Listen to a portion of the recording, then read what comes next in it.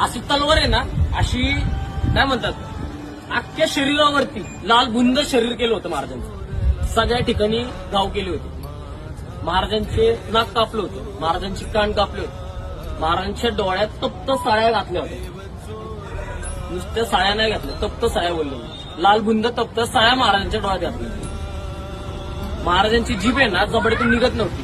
महाराजांची जीभ पकडीत धरली, जबडा उघडला, पकडीत धरली आणि महाराजांची जीभ कापली. महाराजांचे हात तोडले, गुडघे तोडले, पाय तोडले, बोट एक एक रोज काढले जाते. महाराजांच्या शरीरावरती आहे ना, कुणाच्या अंगावरती याला सांडले वगैरे सांडले का थोडे तर माहिती ना. महाराजांच्या शरीरावरती आहे ना उकळलेलं तेल, उकळलेलं पाणी टाकलं गेलं आणि रोज आहे ना ते कातडं सोडलं जात होतं. म्हणजे एवढे हाल आपल्यासाठी सहन केले त्या राजाने. ते बलिदान आहे ना कधीच विसरायचं नाही.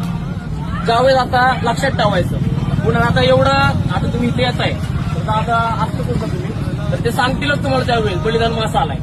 बलिदान मासलाय ना, ह्याच्यापेक्षा तुमच्या घरातले जेवढे बारकी बोरं असतील ना तेवढी सगळी घेऊन यायची. जेवढी तुमचे मित्र असतील, जेवढी भागात मित्र असतील, बारकी बोरं घेऊन येतात, जेवढी घेऊन येतात. कारण की लहानपणीपासून संभाजी महाराज प्रत्येकाला समजले पाहिजे. समजलं का?